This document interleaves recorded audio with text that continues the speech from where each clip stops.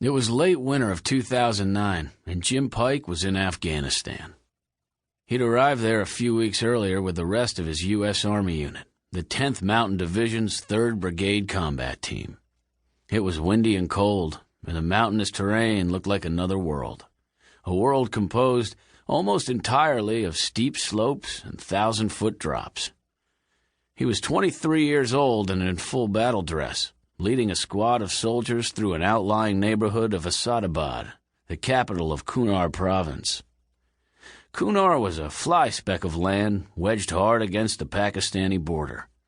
In good times, it sheltered smugglers moving everything from illegally harvested lumber to drugs. In bad times, and these were very, very bad times, it harbored guerrillas of every stripe, from Al-Qaeda to the Taliban to Mujahideen. Asadabad, a maze of narrow streets and walled compounds, sheltering roughly half the province's 30,000 people, was their unofficial capital. The troops called it Abad. Jim watched his 6-member squad, the lead element in a 3-platoon-strong raiding party, supported by Stryker combat vehicles and Apache helicopter gunships, move down a dusty, crooked street. They kept an eye out for snipers and covered one another as they advanced. An old man sitting on the curb, his ragged, mud-colored chiffon pulled tight against the cold, barely acknowledged their passing. They stopped near the door of a weather-worn house. They were pretty sure, based on drone images presented during the pre-raid briefing, that it harbored a cache of contraband weapons. The boxes stacked in the building's dusty courtyard, plainly visible in the photos, were the right shape and size. The soldier on point tried the door. It was locked. Jim was about to order an entry. Then, out of the corner of his eye, he saw the old man in the chiffon stand up and disappear down an alley.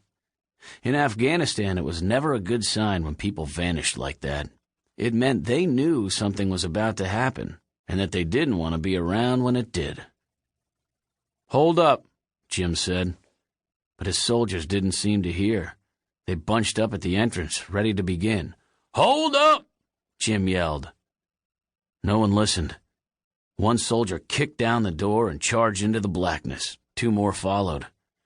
An explosion rocked the street. Dust and flames poured out of the doorway.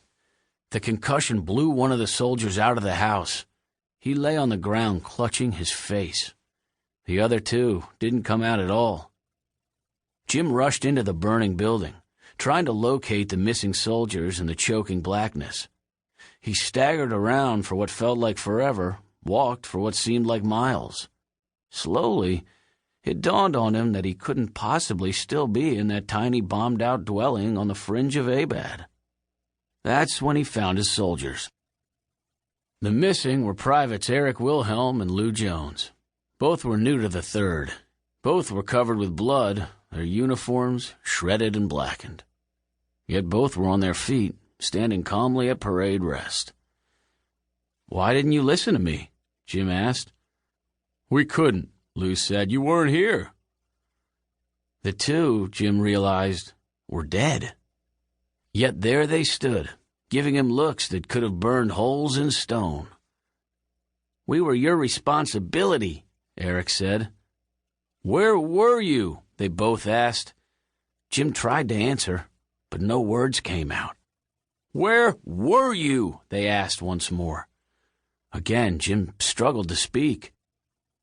"Wake up," someone else said. The darkness lightened, the faces of the dead soldiers faded. A new, only slightly less insistent voice replaced theirs. "Wake up," it shouted. "Some kid's going nuts with a phaser." Jim sat up. The newspaper draped over his lap fell to the floor.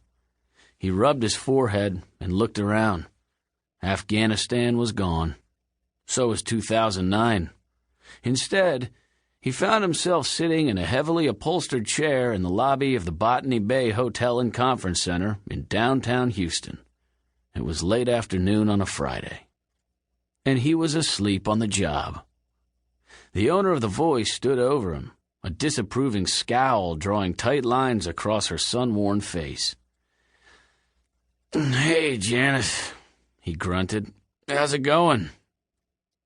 "You're lucky the GM likes you," replied Janice Bohica, placing her hands on the sides of her head as if to steady a throbbing brain.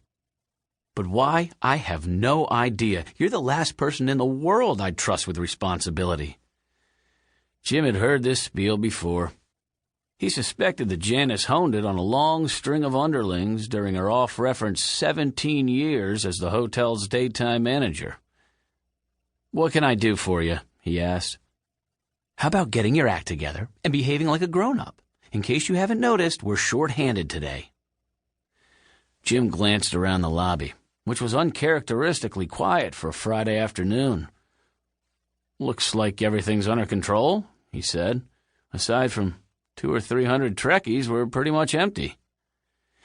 "We have precisely 262 registered GulfCon guests," Janice said. "But we'll have north of 3,000 walk-ins for the convention. These people can be very high maintenance. You're going to be running all weekend." Jim sat up in the chair and yawned.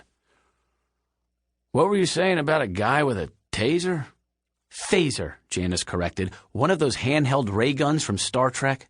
There's a kid on the second floor, and he's pointing it at guests, scaring people."